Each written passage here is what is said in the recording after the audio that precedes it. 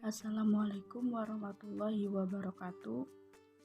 Hari ini kita masuk ke pertemuan kedua untuk kuliah persamaan diferensial. Pada pertemuan 2 ini kita akan membahas bab 2 tentang klasifikasi persamaan diferensial, membentuk persamaan diferensial dan solusi persamaan diferensial. Kemudian sebelum kita membahas ketiga submateri tersebut, kalian harus tahu pengertian dari persamaan diferensial terlebih dahulu. Apa itu persamaan diferensial? Persamaan diferensial adalah persamaan yang memuat derivatif-derivatif atau turunan-turunan sekurang-kurangnya satu derivatif atau satu turunan dari suatu fungsi yang tidak diketahui. Jadi persamaan diferensial itu persamaan yang memuat turunan-turunan. Jadi di dalam persamaan diferensial ini kita nanti membahas tentang turunan-turunan, sekurang-kurangnya satu turunan dari fungsi yang tidak diketahui. Kemudian ingat kembali, Ibu harap kalian kita tidak ada masalah lagi ya tentang hal dalam proses mengerjakan turunannya. Misalkan nih turunan x kuadrat ya 2x.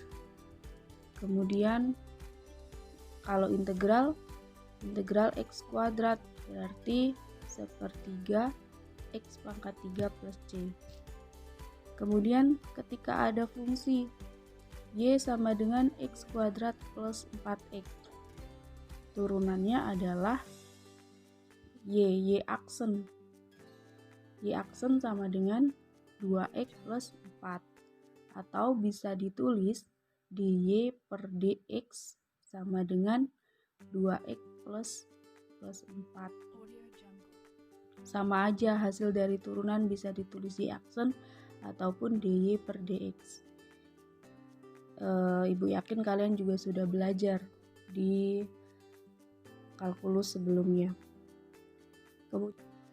Kemudian untuk kalian yang sudah mempunyai buku persamaan diferensial, Ibu sarankan untuk memahami rumus-rumus diferensiasi dan integral pada bab 1.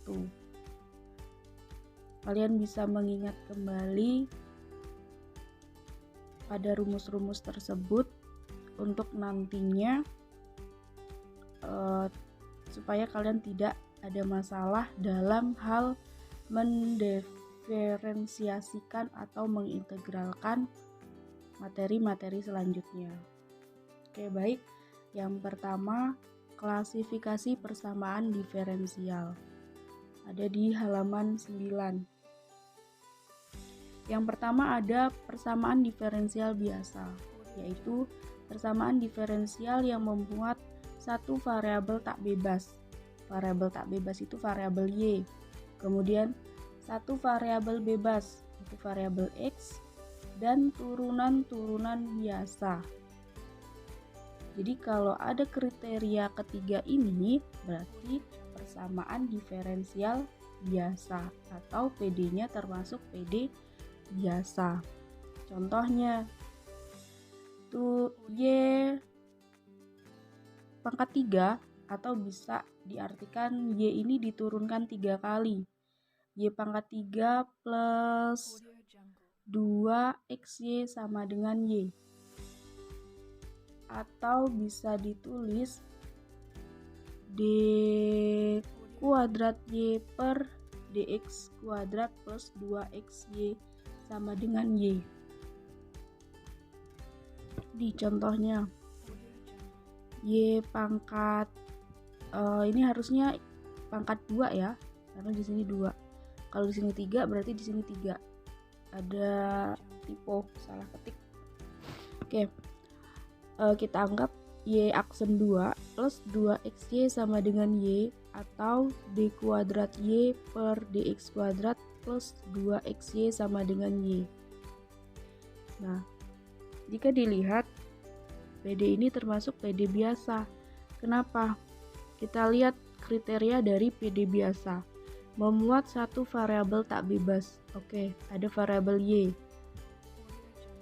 Tidak ada variabel lainnya. Variabel bebas maksudnya tidak ada misalkan variabel lainnya itu z atau seperti t. Kemudian memuat satu variabel bebas. Ada satu x. X ini variabel bebas. Kemudian turunan-turunan biasa.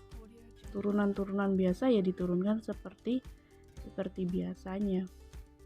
Kemudian yang kedua itu persamaan diferensial parsial, yaitu persamaan diferensial yang memuat satu variabel tak bebas, beberapa variabel bebas x, dan turunan-turunan parsial. Contohnya dz per dy. Di sini terdapat dua variabel bebas, variabel x dan variabel z. Jadi dia dikatakan parsial. Kemudian kenapa parsial? Karena untuk mengerjakan ini nanti kita menggunakan aturan parsial atau rantai. Makanya dia termasuk PD parsial karena memuat 3 kriteria PD parsial.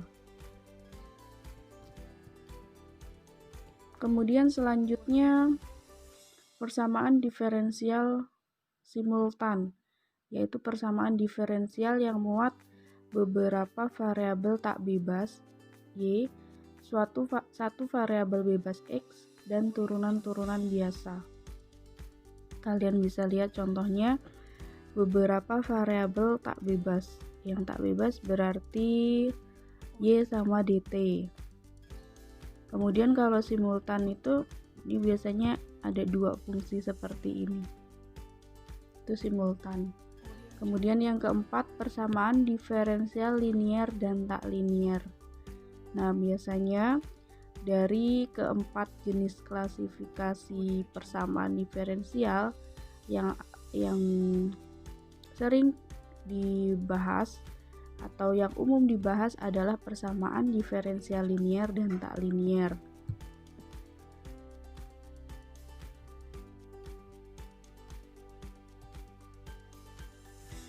Baik, apa itu persamaan diferensial linier dan tak linier? Kita lihat dulu bentuk umum persamaan diferensial dengan x dan y adalah peubah tak bebas. Ini bentuk umum dari persamaan diferensial linier. A0y plus A1y aksen plus A2y aksen 2 plus sampai an y-nya diturunkan ke n kali sama dengan b. Kemudian kriteria atau ini dulu keterangannya dulu. A0, A1, A2 sampai AN dan B ini adalah konstanta. Kriteria PD linier.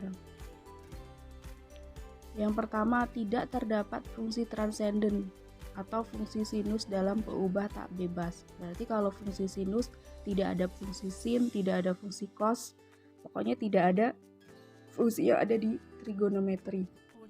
Kemudian yang kedua, tidak ada perkalian antara peubah tak bebas y dengan turunan y aksen. Jadi tidak ada perkalian y dikali y aksen. Kemudian hasil turunannya paling tinggi berpangkat 1. Itu yang namanya PD linier. Kemudian hasil akhir harus konstanta. Hasil akhirnya harus konstanta. Contoh, y aksen sama dengan sin t. Ini tidak linier. Kenapa? Karena di sini ada fungsi transenden. yaitu fungsi sin T. Kemudian Y dikali Y aksen sama dengan XY plus Y dikali Y aksen plus XY sama dengan 3. Yang tidak memenuhi yang mana? Yang Y dikali Y aksen. Kemudian yang ketiga, Y aksen kuadrat plus XY sama dengan cos T. Ini tidak linier. Kenapa tidak linier? Karena ini pangkatnya 2. Sedangkan tadi katanya hasil turunannya paling tinggi berpangkat 1. Atau persamaan dari turunan ini paling tinggi semuanya berpangkat 1. Ini pangkatnya 2, jadi bukan linear. Kemudian untuk contoh yang linear seperti apa? Misalkan nih ada persamaan Y aksen plus 4X sama dengan 2. Itu dia linear. Y aksen plus 4X sama dengan 2. Itu termasuk PD linear. Atau dia juga termasuk PD biasa. Jadi nanti ada 2 jawabannya. Kalau misalkan persamaannya nih Y aksen plus 4X sama dengan 2, dia termasuk PD biasa. Kemudian PD-nya PD linear. Kemudian untuk 4 klasifikasi persamaan diferensial tadi, selanjutnya kalian bisa baca di buku untuk contoh lainnya. Sekarang kita bahas order dan degree pada persamaan diferensial. Order adalah tingkat atau turunan tertinggi yang muncul dalam persamaan. Kemudian degree adalah derajat atau pangkat tertinggi dari order. Jadi bisa dikatakan kalau order adalah turunan tertinggi yang muncul dalam suatu persamaan. Kalau degree adalah pangkatnya, pangkat tertinggi dari order yang ditentukan. Contohnya nih, Y aksen 3 plus Y aksen pangkat 2 min 3. Di sini ordernya 3, pangkatnya 1. Ordernya 3 atau turunan tertingginya, dia diturunkan 3 kali. Kalau ini 1 kali, ini 3 kali. Kemudian degree, pangkat tertinggi dari order. Jadi pangkat tertinggi dari turunan yang dipilih itu berapa? Pangkat tertingginya ya 1. Ini pangkatnya kan 1. Oke. Kemudian yang kedua, turunan 3 kali dari Y atau D3Y per DX pangkat 3 min D kuadrat Y per DX kuadrat dipangkatkan 2 plus 2XY sama dengan 6. Di sini yang kita lihat dulu adalah turunannya, turunan tertingginya. Nah, pangkat dari turunan tertinggi itulah yang dinamakan degree. Ordernya 3. Kemudian pangkat dari order yang dipilih ini adalah 1. Jadi ordernya 3, pangkat 1. Kemudian contoh yang ketiga, Y aksen 2 pangkat 3 plus Y aksen 3 pangkat 2 plus 4. Ini ordernya berapa? Turunan tertinggi. Ini 2, ini 3. Yang dipilih ini 3. Kemudian pangkat dari order yang dipilih itu 2. Berarti order 3 pangkat 2. Jangan kebalik. Nanti yang dipilih ini 3. Pangkatnya 2. Tidak. Yang dipilih itu turunan tertinggi dulu, baru pangkat dari turunan tertinggi itu. Jadi order 3 pangkat 2. Silahkan baca contoh lainnya di buku. Kemudian submateri yang kedua membentuk persamaan diferensial. Langkah-langkah untuk membentuk persamaan diferensial. Pertama, lihat konstanta dan hitunglah banyaknya konstanta sembarang yang ada pada persamaan. Yang kedua, hilangkan konstanta dengan cara eliminasi. Jika banyak konstanta ada n, maka untuk mengeliminasi semua konstanta dibutuhkan n plus 1 persamaan. Yang kedua, untuk mendapatkan n plus 1 persamaan, maka persamaan semula didiferensialkan sampai turunan ke n. Yang ketiga, operasikan untuk mendapatkan persamaan diferensial. Not, di sini ada catatan. Inti dari materi ini adalah membentuk persamaan diferensial dengan menghilangkan atau mencari nilai konstanta dari persamaan semula. Not ini untuk apa? Untuk mengingat-ingat kalian.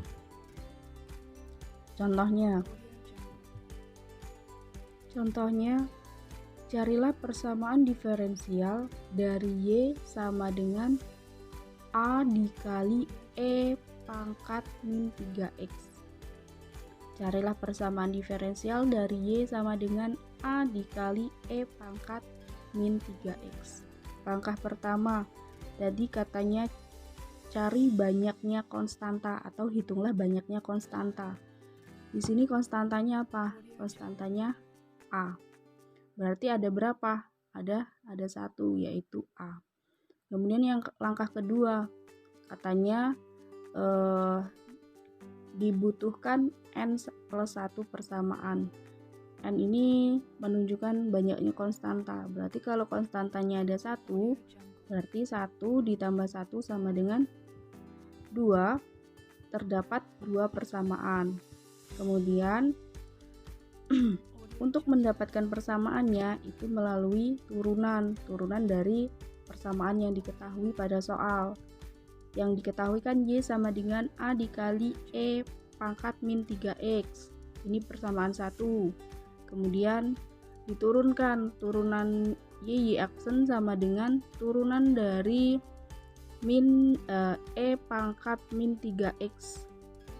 Kalian ingat kembali rumus dari bentuk turunan E pangkat UX. Jadi bentuk turunannya itu yang pertama E pangkat min 3X dikali turunan dari min 3X. Turunan dari min 3X kan min 3. Kemudian dikali E pangkat min 3X dikali E pangkat min 3X. Kemudian karena ini turunan terus dikali, berarti konstantanya diikutkan. Jadi hasilnya min 3A dikali E pangkat min 3X. Ini jadi persamaan 2. Benar, ada 2 persamaan. Ini persamaan 1, ini persamaan 2. Kemudian langkah yang ketiga, operasikan. Dalam mengoperasikan untuk mencari persamaan diferensial ini, kalian tidak melulu menggunakan cara eliminasi. Kalian bisa langsung substitusi ataupun memanipulasi persamaan. Misalkan seperti ini nih. Kalau pada contoh ini, Y sama dengan A dikali E pangkat min 3X. Karena di sini itu nanti A-nya yang akan kita hilangkan atau kita cari, berarti kalian bisa nih tulis A sama dengan Y dikali E pangkat 3X atau min 3X ya, ini kurang min. Kemudian kita masukkan nilai A ini ke dalam persamaan 2. Y aksen sama dengan min 3A dikali E pangkat min 3X. Kemudian dioperasikan, hasilnya Y aksen sama dengan min 3Y, atau bisa ditulis Y aksen plus 3Y sama dengan 0. Jadi kita dapat persamaan diferensialnya adalah Y aksen plus 3Y sama dengan 0. Tadi di dalam catatan sudah tertulis bahwasanya inti dari materi ini adalah membentuk persamaan diferensial dengan menghilangkan atau mencari nilai konstanta dari persamaan semula. Kalau di sini dia langkah-langkahnya menggunakan cara eliminasi, intinya kalian bisa menggunakan, tidak melulu menggunakan cara eliminasi. Bisa seperti tadi untuk mencari nilai dari A-nya atau menghilangkan nilai dari konstanta dari persamaan semula. Kemudian untuk contoh selanjutnya silakan pahami contoh pada halaman 13. Nanti kalian bisa tanyakan. Kita lanjut yang C, solusi persamaan diferensial. Pada materi ini intinya begini. Dalam solusi persamaan diferensial ini sederhananya adalah kalian membuktikan apakah suatu persamaan diferensial ini merupakan penyelesaian, apakah suatu persamaan merupakan suatu penyelesaian dari PD yang diketahui. Intinya kalian membuktikan, atau sederhananya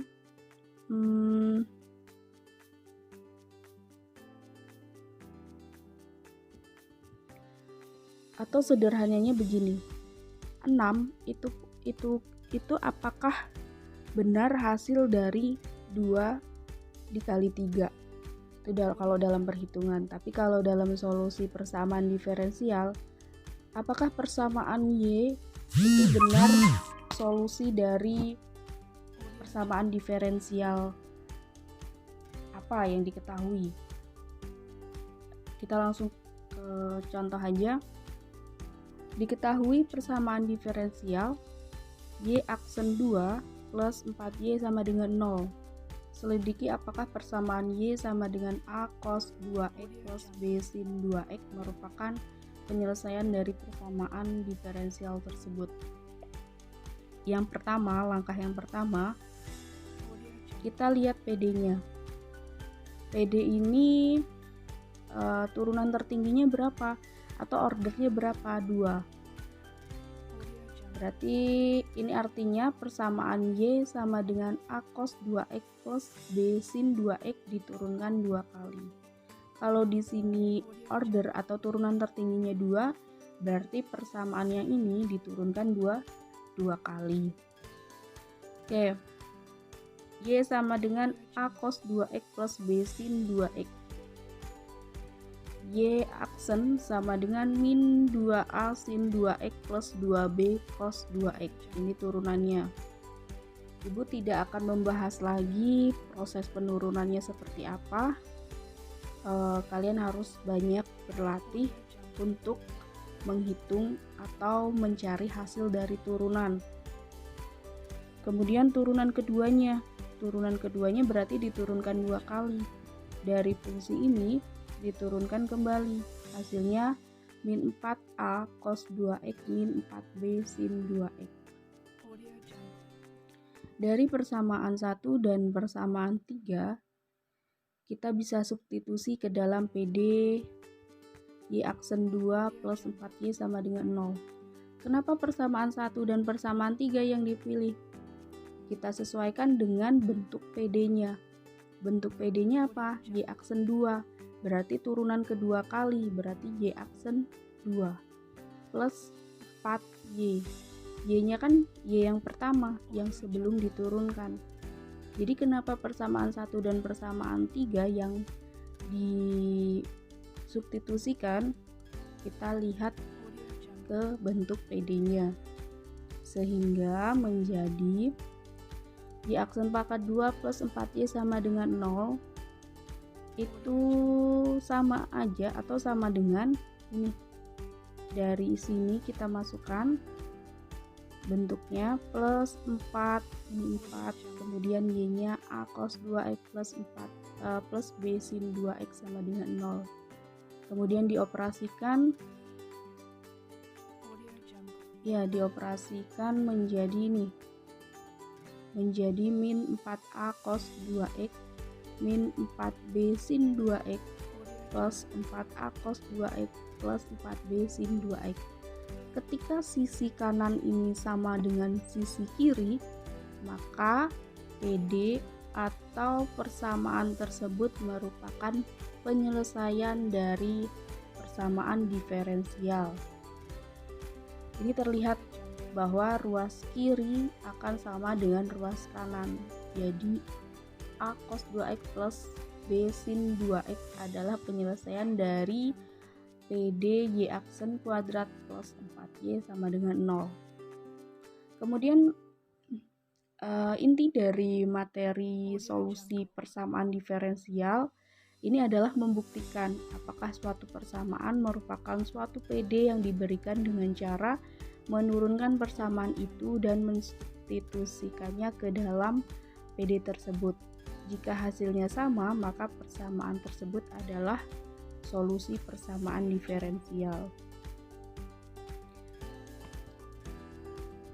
Itu tadi penjelasan dari materi perkuliahan persamaan diferensial untuk pertemuan kedua. Kemudian ada tugas yang kalian akan kerjakan untuk pengumpulannya lewat Classroom. Kemudian pesan dari ibu untuk materi dan video